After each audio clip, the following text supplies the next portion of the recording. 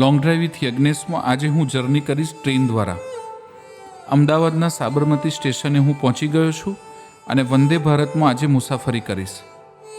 હું અને મારા મિત્રો ઘણા ખરા વંદે ભારત ટ્રેનની અંદર પહેલીવાર મુસાફરી કરશે અને અમે બધા અહીં આગળ સ્ટેશન ઉપર પહોંચ્યા બહુ જ એક્સાઇટેડ છીએ.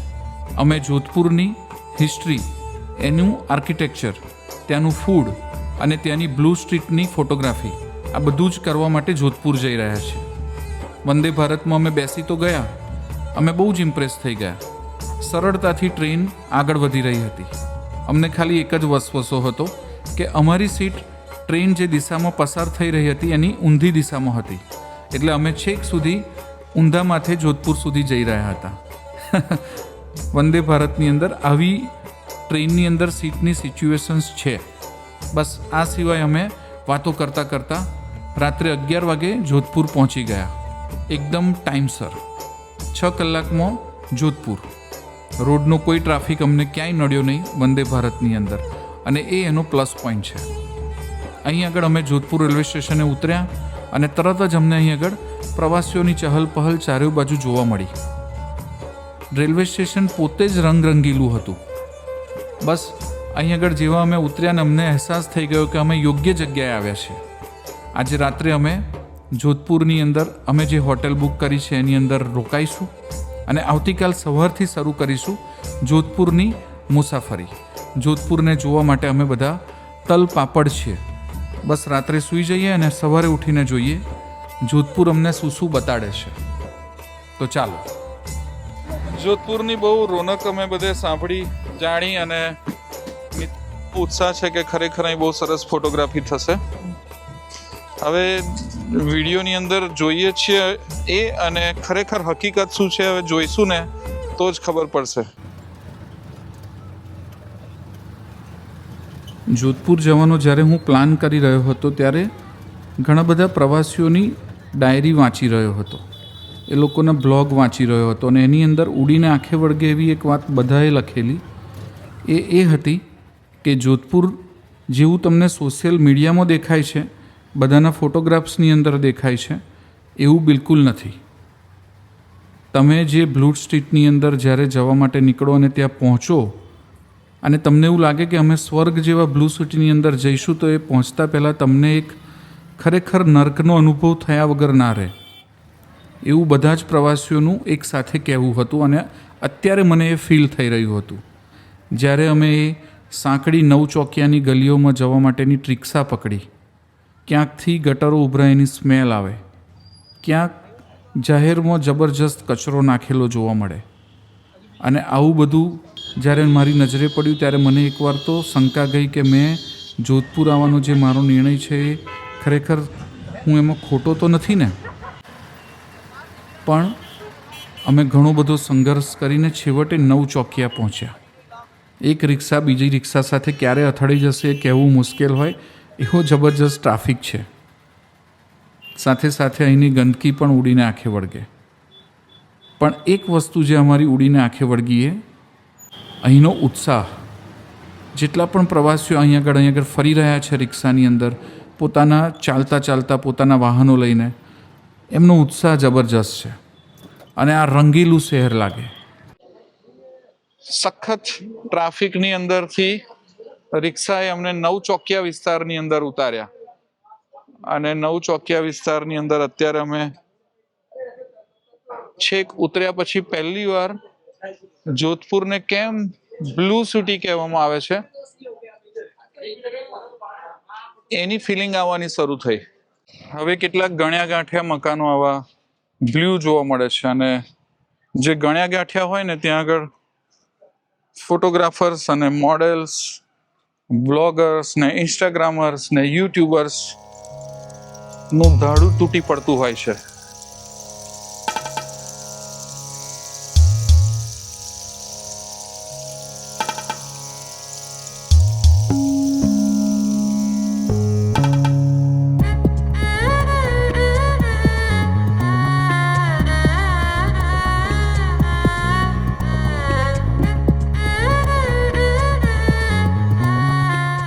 real life and real life.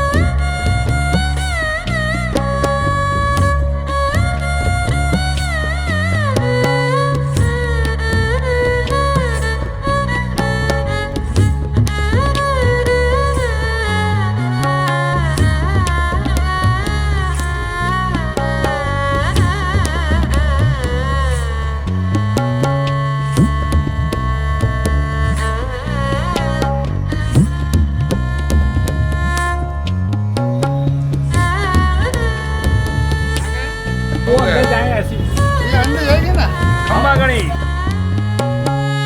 જોધપુરમાં અમારો પહેલો દિવસ આ રીતે પૂરો થયો. ખબર જ ના પડી કેવી રીતે પૂરો થઈ ગયો. 10 કિલોમીટર જેવું અમે આ ગલીઓમાં આજે ચાલ્યા હઈશું. ખરેખર બહુ જ ઇન્ટરેસ્ટિંગ ગલીઓ છે, શોપિંગ માટે પણ.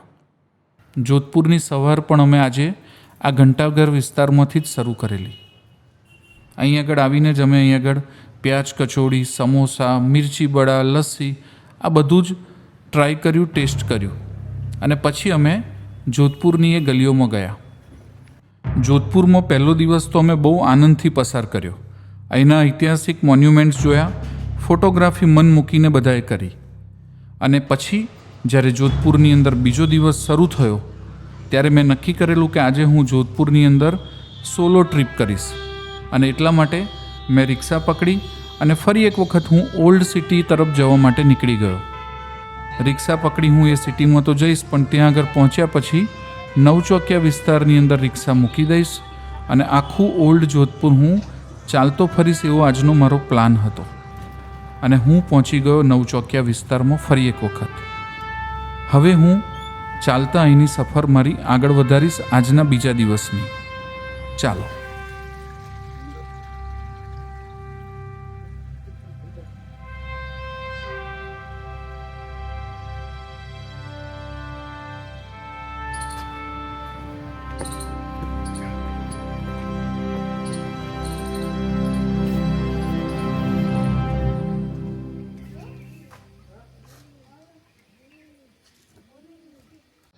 પાંચસો વર્ષ પહેલાં રાવ જોધાએ મારવાડની રાજધાની મંડોરથી જોધપુર શિફ્ટ કરેલી.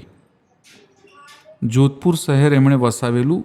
એવા જૂના જોધપુરની અંદર અત્યારે હું ફરી રહ્યો છું અને આ એ જૂના જોધપુરની જ એક ગલી છે. અહીં આગળ ફરીએ ને તો આપણને એ જૂના જોધપુરના વાઇબ્સ આયા વગર રહે નહીં. આ જે ભૂરા કલરના મકાનો નજરે પડે છે, કહેવાય છે કે જે તે સમયે બ્રાહ્મણોએ પોતાના મકાનો ભૂરા કલરથી રંગેલા. ત્યાં વસતા બાકીના સમુદાયોથી એ અલગ તરી આવે એટલા માટે. કાળક્રમે અલગ અલગ સમુદાયના લોકોએ પણ પોતાના મકાનો ભૂરા કલરથી રંગવાના શરૂ કર્યા.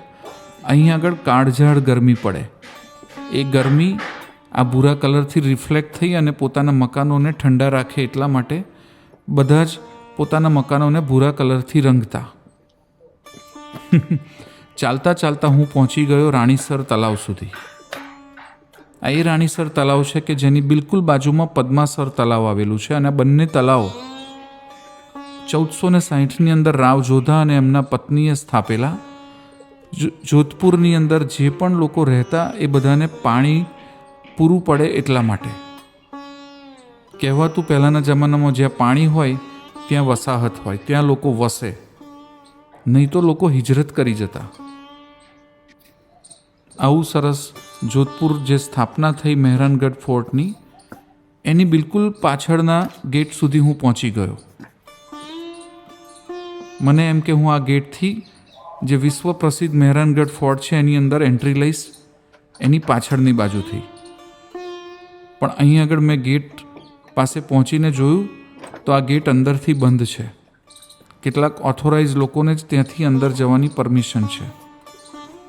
એટલે હું હવે મહેરાનગઢ ફોર્ટની અંદર પાછળના ભાગે કેવી રીતે અંદર પ્રવેશી શકાય એ અહીં આગળ રહેતા લોકોને થોડી પૂછપરછ કરવા માટે આગળ વધી રહ્યો છું. અને એ પૂછવા માટે જ્યારે હું આ ગલીઓમાંથી પસાર થઈ રહ્યો હતો ત્યારે થોડી વાર માટે મારા પગ થંભી ગયા. જાણે કે રણ અને સમુદ્રનું સંગમ થઈ રહ્યો હોય ને એવી આ જગ્યા હતી. ચારેય બાજુ અફાટ રણ અને ભૂરા કલરનો આ સમુદ્ર. જોધપુરની ગલીઓ, ખાસ કરીને નવચોકિયા અને બ્રહ્મપુરી, આ બંને વિસ્તારોની અંદર આવી લેન્સ ઠેક ઠેકાણે જોવા મળે. આવા ભૂરા કલરની લેન્સની અંદર આપણે ભૂલા પડી જઈએ. એવી ભૂલ ભૂલામણી જેવી અહીં આગળ અલગ અલગ ગલીઓ આવેલી છે જૂના જોધપુરની અંદર. જોધપુર નગરપાલિકાને મારી એક સલામ કે એમણે આ ગલીઓને આવી સરસ રીતે સુશોભિત કરીને આજે પણ રાખી છે.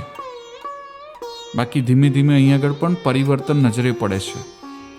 છેવટે હું પહોંચી ગયો મહેરાનગઢ ફોર્ટના સૌથી છેલ્લા પાછળના હિસ્સા પર.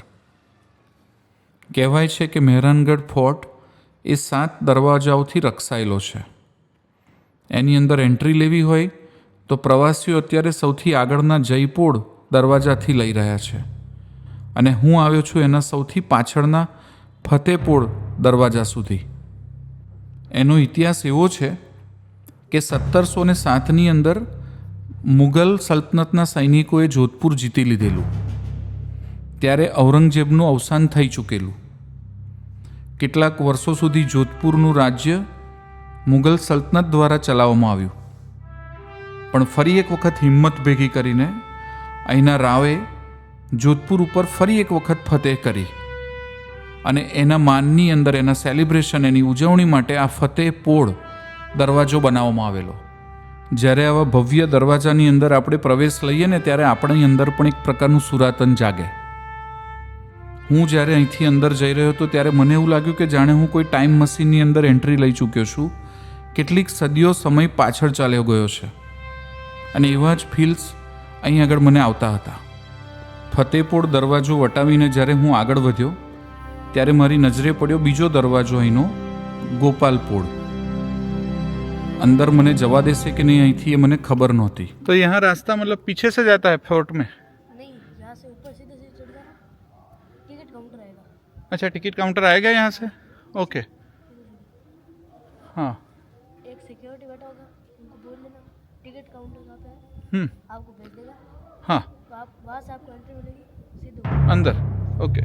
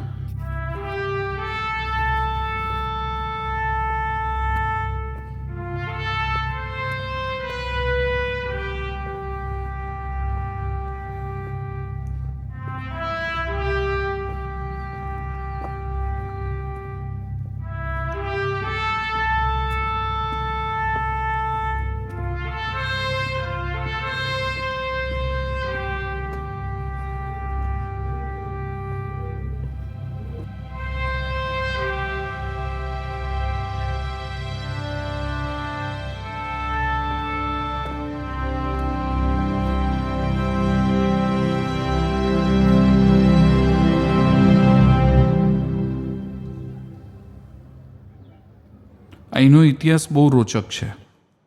છેક ઈસવીસન 1460ની અંદર સ્થાપિત આ મહેરાનગઢ ફોર્ટ એના ઉપર મુગલ સલ્તનતે પણ રાજ કર્યું અને 1857ના વિપ્લવ પછી બ્રિટિશ સલ્તનતે પણ એના ઉપર રાજ કર્યું. બ્રિટિશ સલ્તનત સાથે સંધિ કરી અને અહીંના રાજવીઓએ આ ફોર્ટને જેવો છે તેવો બચાવીને રાખ્યો. હું જ્યારે પાછો અહીંથી બહાર નીકળવા માટે પહોંચ્યો ત્યારે ગોપાલપોળના દરવાજા પાસે અહીંના દરવાનના બાળકો રમતા હતા. મને એવું લાગ્યું કે જાણે આખો ફોર્ટ એમનો છે. એટલી સરસ ખુમારીથી એ છોકરાઓ અહીં આગળ રમતા હતા. મને થયું હું એમની સાથે થોડો સમય પસાર કરું અને અહીંનું વાતાવરણ સમજું. वल्चर कुछ खाने के लिए आया हूँ. ईगल, हाँ, वल्चर. इनको रोज 3 बजे ना इनको यहाँ पे मीट दिया जाता है. अच्छा, ऐसा है. 3:30 થઈ ગયા છે ને શિયાળાના સમયની અંદર હવે સૂર્યાસ્ત થવામાં બહુ વાર નથી લાગતી. મારે જોધપુરનો સૂર્યાસ્ત જોવો છે અને એ સૌથી સરસ દેખાય છે પચેટિયા હિલથી. કહેવાય છે કે જોધપુર ત્યાંથી 360 डिग्री एंगल पर જોઈ શકાય. पचेटिया जाना है तो ये रास्ता छोड़ना नहीं है.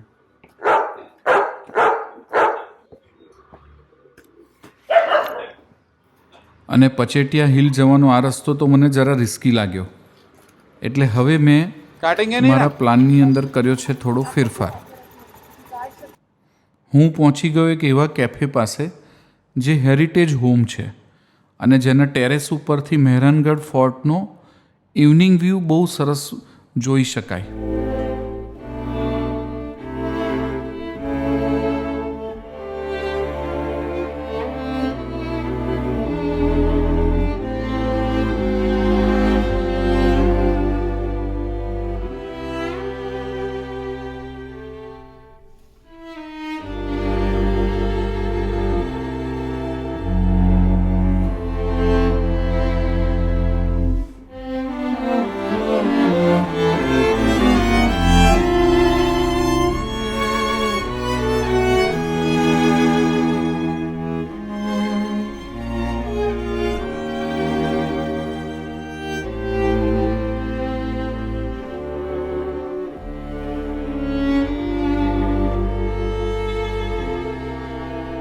ક્યારનો કેટલું બધું ગોળ ગોળ ફર્યો પચેટિયા જવા માટે.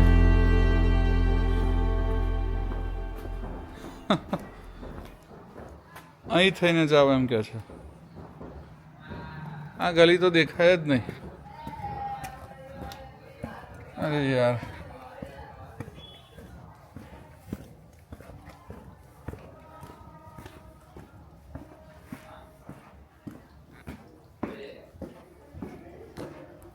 पचेटिया जवा से.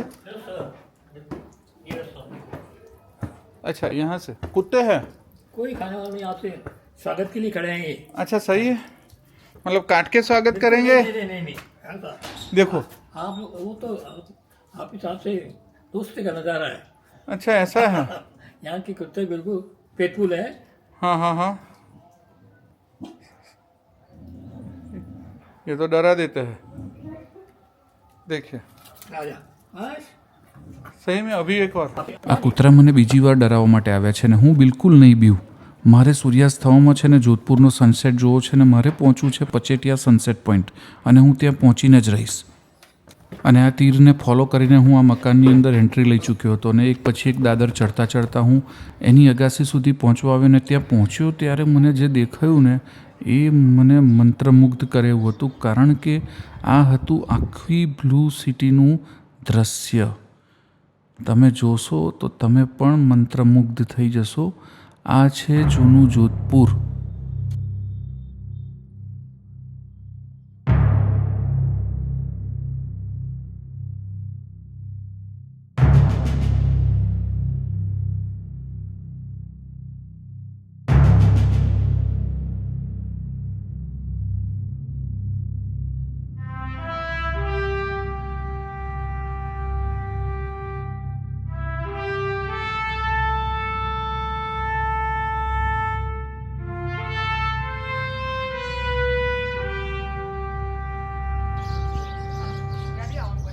પચેટિયા સનસેટ પોઈન્ટ લખ્યો ને એમાં અંદર ઘૂસી જાવ લેફ્ટ સાઈડ પર. First left.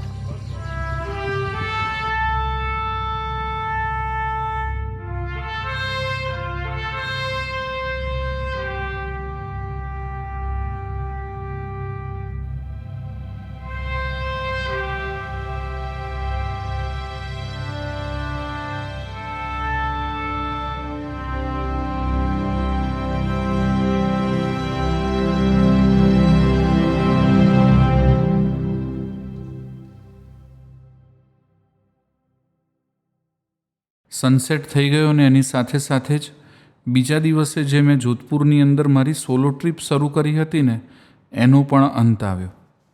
અમે પચેટિયા હિલ્સથી નીચે ઉતરી ગયા અને ફરી પાછા જોધપુરની એ જ જૂના જોધપુરની બ્લુ લેન્સની અંદર પાછા આવી ગયા. નગરપાલિકાએ અહીં આગળ બહુ જ સરસ પેઇન્ટિંગ્સ દિવાલો ઉપર બનાવ્યા છે અને આ ફોટોગ્રાફર્સ માટે પણ અને અહીં આગળ આવતા પ્રવાસીઓ માટે પણ એક જબરજસ્ત આકર્ષણ રૂપ છે. બીજો દિવસ જોધપુરની અંદર મારો પૂરો થયો. હું જ્યારે નીચે ઉતર્યો ત્યારે અહીં આગળ જોધપુરની અંદર ઠેક ઠેકાણે આપણને ગાઈડ નજરે પડે. એવા જ એક ગાઈડ શ્રી, આ એક જે નાનો કિશોર દેખાય છે એની સાથે થોડો વાર્તાલાપ થયો. અહીં આગળ જે પ્રવાસીઓ હતા એ જે એની સાથે વાર્તાલાપ કરતા હતા એમને એ બહુ સ્માર્ટ ગાઈડ લાગેલો, બહુ જ હોશિયાર. 8th में है, सुबह स्कूल जाता है, शाम को काम करता है, इंजीनियर बनने का है भाई को. ये हिल दिखाता है सबको यार, पूरा जोधपुर पूरा जोधपुर ऐसा. वाह, सुपर. होशियार है.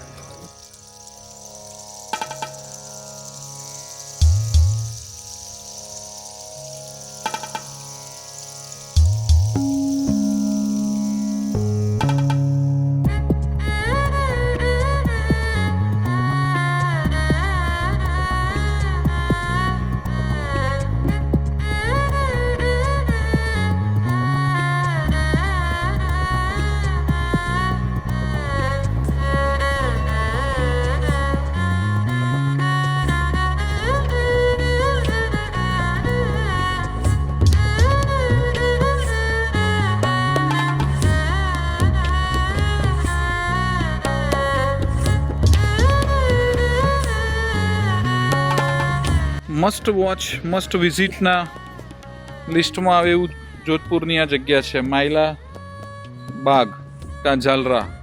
માયલા બાગ કા ઝાલરા અનલકીલી મેન્ટેનન્સ અને રિનોવેશનને લીધે અત્યારે બંધ છે. આજે અમારો જોધપુરમાં છેલ્લો દિવસ છે અને છેલ્લો કલાક છે. હજુ સુધી અમે અહીંયા જ ગોળ ગોળ ફરીએ છીએ. મહેરાનગઢ ફોર્ટની અંદર અમે ગયા હતા, પણ બહુ બધા એને જોયો છે એટલે મેં એનું વ્લોગિંગ કરવાનું ટાળ્યું છે. એનો ઇતિહાસ પણ એટલો બધો લાંબો છે કે એક વ્લોગની અંદર સમાવવું જરા મુશ્કેલ થઈ જાય એવું છે. પણ સાઇટની રીતે બેસ્ટ મેજેસ્ટિક ફોર્ટ જોધપુરનો મારો આ છેલ્લો કલાક હોટલની રૂમ ઉપર જઈ અને પૂરો કરીશું. Now it's packing time.